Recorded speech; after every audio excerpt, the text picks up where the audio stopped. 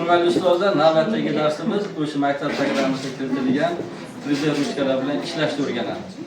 Bu mavzuni bizga o'sha mana bu bizlar 24 kundan beri ishlayotgan ijodkor o'qituvchimiz Nodirbek o'rgatadi. Nodirbek ishlaymiz, o'rganamiz va farzandlarimizga yetkazamiz. Qani, marhamat. Xo'p, hurmatli ustozlar, hurmatli 3D ruchka maktab programmasida bo'lganligi uchun men sizlarga shu o'zimning tajribam bilan bo'lishmoqchiman. 3D ruchkalar ikki turga bo'linadi, ya'ni issiqlik bilan ishlaydigani va kartrij yordamida sovuq siyoh bilan ishlaydigan 3D ruchkalarimiz bor. Bizda endi sovuq nima bilan ishlaydigan kamligi uchun ko'proq issiqlik bilan ishlaydigan ruchkalardan foydalanamiz. Bu ruchkalarimiz ham bir necha turlarga bo'linyapti. Bittasi mana bu shaklda va holatda, ikkinchisi mana bu shakl va holatlarida. Deyarli ishimizni boshlashdan oldin ruchkani ishlatishda birinchidan texnik xavfsizligiga rioya qilishimiz kerak. Chunki mana bu uchidagi elementdan qizigan siyoh chiqishni boshlaydi. Shuni imkon qadar qo'l bilan ushlamasligimiz kerak va o'quvchilarga shuni ta'kidlab turishimiz kerak. Endi ishni nimadan boshlaymiz? Bular qo'shimcha blok pitani yoki mana bunday qo'shimcha elektr qurilmasi yordamida ish bajarishimiz mumkin. Ya'ni hali svet o'chib qoldi, boshqa bo'ldi deganda mana undan foydalanib ketishimiz mumkin. Ishda nimadan boshlaymiz? Birinchisi buni tokka ulab olamiz va o'zini nimasiga joylaymiz. Endi tokka ulaganimizda mana bu yerda tablosida indikator yonadi va birinchi savolini beradi. Qaysi simdan foydalanasiz? Ya'ni qaysi plastikdan foydalanasiz? Plastiklar ikki turga bo'linadi. BPLA va ABC. Bizda ko'proq mana bu ABClar ishlatiladi. PLAlar nima va ABC nima? ABC eng ko'p tarqalgani, bitta yaxshi tomoni bundan ortiqcha noxush hidlar chiqmaydi. PLAdan jinday achqimtir hid chiqadi va ko'zni, dimoqni achitadi. Shuning uchun ko'proq mana undan foydalanishimiz mumkin. Endi tanlay turganda nimaga e'tibor beramiz? Buni oldikmi mana bu yerda ABCga o'tkazishimiz kerak bo'ladi. Hozir mana PLAda turibdi. O'tkazish mana bu strelka knopka yordamida amalga oshiriladi. Bir marta bosganimizda bu ABCni yuzaga keltirdi, paydo qildi. Endi haroratga kelamiz. Haroratga o'tish uchun mana bu knopkani bitta bosib olamiz. Bu haroratga o'tdi. Haroratni qo'yib olamiz. Ya'ni mana ularning harorati 180 gradusdan 200 gradusgacha qo'yishimiz mumkin. Haroratini qo'yib olamiz.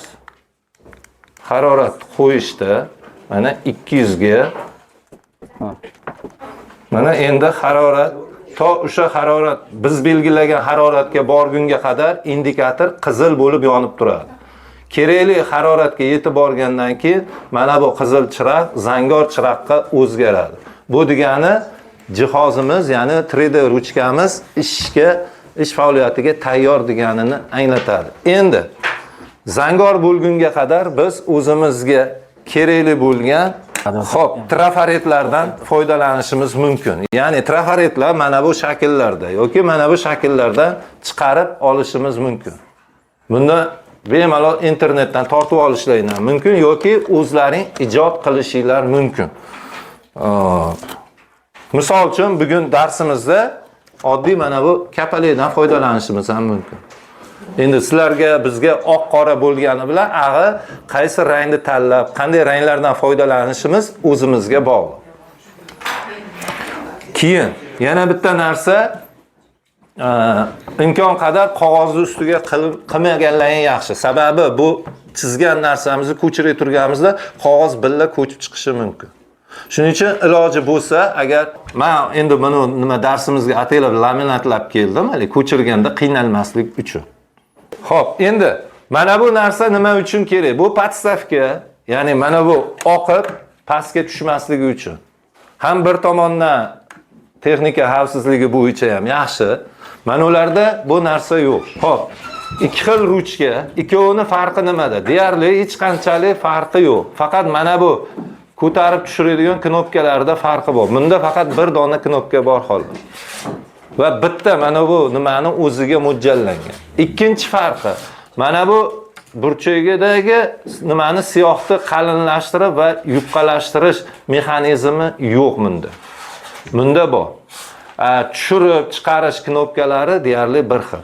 Mana ko'tarib tushiradigan knopkalarimiz ikkovi bor. Mana bu yerdagi gradusni ko'tarib tushiradigan knopka yo'q. Bunda faqat mana bu bir dona knopkachasi bor.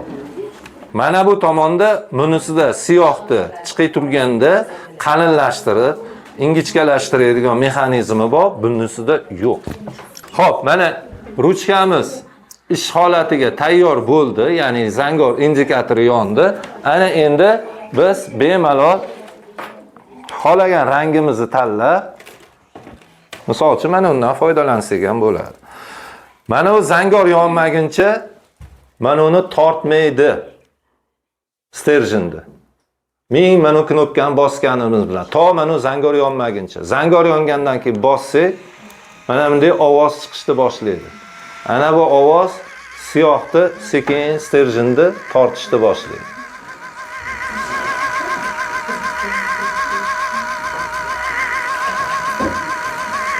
Sekin tortganning hisobiga xuddi ancha olib kirib ketyapti deb o'ylashlarning ham mumkin, lekin hech qancha nima kirmaydi. Mana bu birinchi qot nimasi chiqqandan keyin bu ishga tayyor bo'ladi. Endi ishlatish prinsipi qanday? Harakatlarimiz bir xil tezlikda bo'lishi kerak. Sababi mana bu knopkani bosmasdan, bosib turib qo'yib yubormasdan qo'limizni harakatini bir tekisda pastga ham, tepaga ham qilmasdan bir xil masofada olib borishimiz shart. Bo'lmasam qalin yoki ingichka bo'lib yoki uzilish paydo bo'ladi va ishimizda jinsiy sifat yo'qolishi mumkin. Boshladik.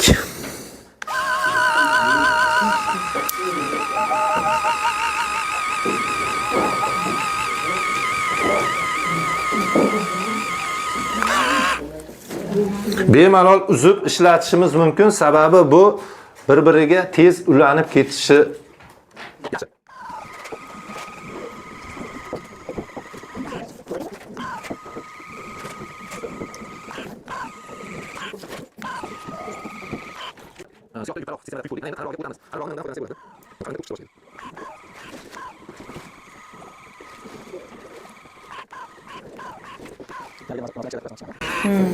Endi shoxchasini qilish uchun jinday ingichkalashtiramiz.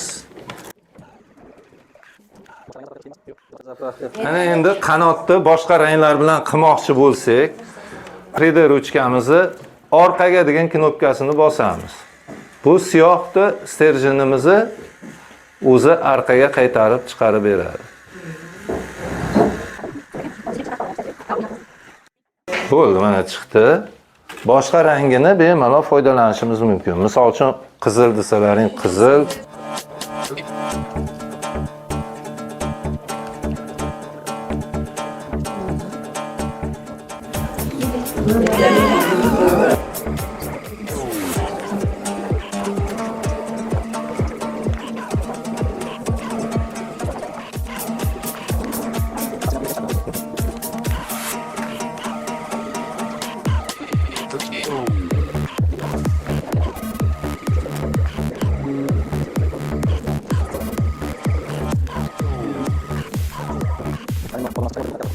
Xo'p, buni ko'chirishda bemalol hech qanday qiyinchilik bo'lmaydi.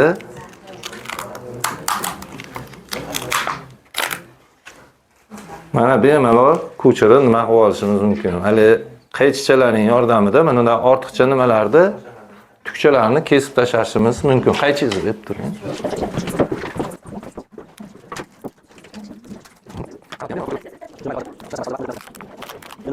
Xo'p, ulash masalasi u muammo emas.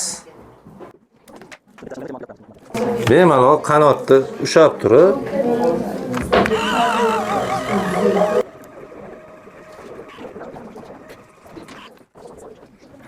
kapalaydi boshqa turlarini yoki bo'lmasa mana bu oddiy misol qizlarimiz juda qiziqadi. Gul yasashga 3D holatida gulni ham yasashimiz mumkin.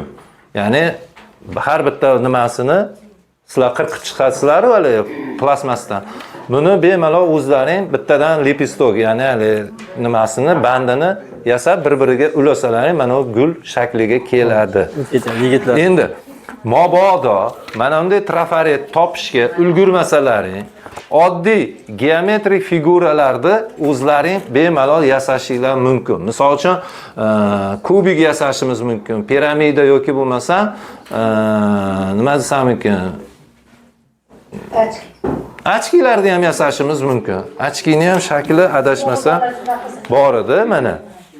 Yoki o'g'illar ko'proq konstruktiv o'yinchoqlarga qiziqadi. Mana bunday detallar yordamida vertolyotchalar, samolyotchalarni ham yasasak bo'ladi.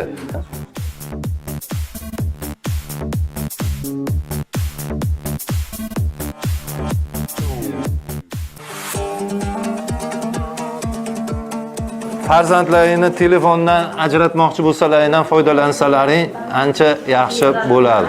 Sababi bolachalar baribir bunday narsani o'zi qo'li bilan yasagan narsani sevib o'ynaydi. Shuning uchun bemalol qo'rqmasdan olib sovg'a qilishlaring ham mumkin.